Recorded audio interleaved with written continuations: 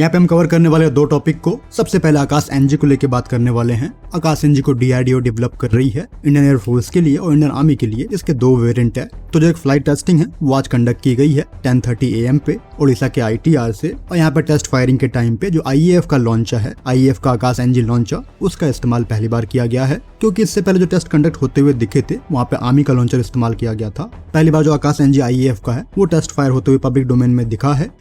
यही जो लॉन्चर है वो डिस्प्ले पे लगाया गया था एरो इंडिया के टाइम पे इलेक्ट्रोनोमेटिक प्राइवेट कंपनी के द्वारा, जो कि इसको मैन्युफैक्चर करती है। तो जो आकाश एनजी है वो एक बार में जो 10 टारगेट है साइमल्टेनियसली उनको एंगेज कर सकती है। अगर आज के टेस्ट की बात करेंगे तो आज एक हाई स्पीड का जो अनमैन एरियल टारगेट है उसको एंगेज किया गया है, डिस्ट्रॉय किया गया है। ये टारगेट एक लॉन्गर रेंज पे लो अल्टीट्यूड पे फ्लाई कर रहा था और इस टेस्ट के टाइम पे जो कंप्लीट फंक्शनिंग है वेपन सिस्टम की उसको वैलिडेट की गई है। यहाँ पे कई सारे जो एलिमेंट है फंक्शनिंग में वो आ जाएंगे, जैसे कि जो डीआरडीओ का इंडिजिनस सीका है जो कि एक केयू बैंड एक्टिव रडार सीका है, उसको वैलिडेट किया गया है। सीकर को लेकर ऑलरेडी हम बात कर चुके हैं कि जो उसकी क्षमता है 0.1 मीटर स्क्वायर आरसीएस को पकड़ने की वो 10 किलोमीटर पे है।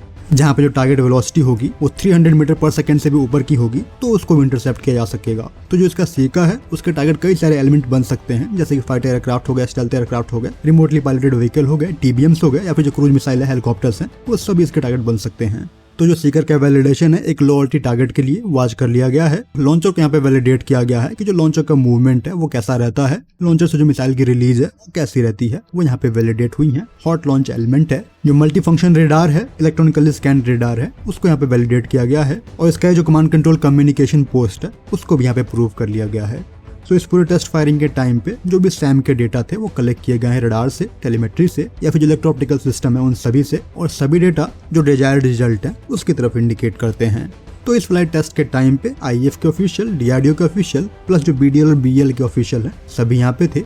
तो कहीं नहीं कि अब जो आकाश एनजी है वो तैयार है हाई स्पीड टारगेट या फिर जो हाईली अजाइल टारगेट है, हाईली मैन्यूवरेबल टारगेट, उन सभी को इंटरसेप्ट करने के लिए। और इस ट्रायल के बाद अब जो रास्ते हैं रियल ट्रायल के लिए वो खुल चुके हैं। इसके कॉन्फ़िगरेशन की बात करोगे तो जो एक हब यूनिट है उससे 6 फायरिंग यूनिट जुड़े होंगे। ये जो आपका हब यूनिट होगा वो जुड़ा रहेगा IAF के कमांड कंट्रोल सिस्टम से। यहाँ पे एक हब से जो 6 फायरिंग यूनिट जुड़ी हुई हैं उनमें से एक फायरिंग यूनिट की बात करोगे तो जो प्राइमरी 2 व्हीकल हैं वो आपको दिखाई देंगे। एक यहाँ पे होगा मल्टी फंक्शन रेडार जो कि टारगेट को डिटेक्ट करेगा, ट्रैक करेगा, सर्च करेगा और वहाँ पे मिसाइल को फायर करने के बाद जो गाइडेंस है वो भी दे पाएगा। इसी फायरिंग यूनिट में जो अगला व्हीकल है वो कमांड कंट्रोल यूनिट है। इस फायरिंग यूनिट का जो कि रेडार से जुड़ा हुआ एक लिंक के through radio communication two way data link है ये, और जो ऑप्टिकल फाइबर लिंक है वो भी यहाँ पे दिया गया है। दोनों व्हीकल के बीच में जो दूरी रहेगी वो 500 मीटर के अराउंड रहेगी। और यहाँ पे एक जो फायरिंग यूनिट है वो 4 मिसाइल लॉन्च व्हीकल से जुड़ा हुआ है। तो टेक्निकली आप कह सकते हो कि एक रेजिमेंट में जो 24 मिसाइल लॉन्च व्हीकल हैं वो रहेंगे और एक लॉन्चर में जो 6 मिसाइल्स हैं वो दी गई हैं। तो जो रेजिमेंट में मिसाइल के नंबर है वो 24x6 हो जाएगा, जो कि तकरीबन 144 के अराउंड ही बैठते हैं। तो यहाँ पे जो लॉन्च व्हीकल यूनिट है, मिसाइल लॉन्च व्हीकल यूनिट, ये जुड़े रहेंगे फायरिंग यूनिट के कमांड कंट्रोल यूनिट से रेडियो लिंक के थ्रू।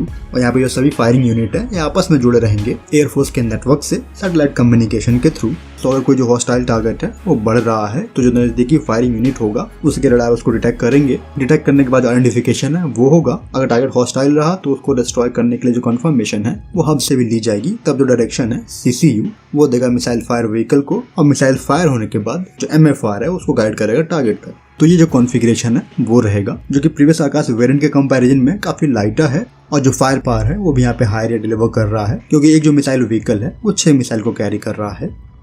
तो इस वीडियो में इतना ही। जय हिंद।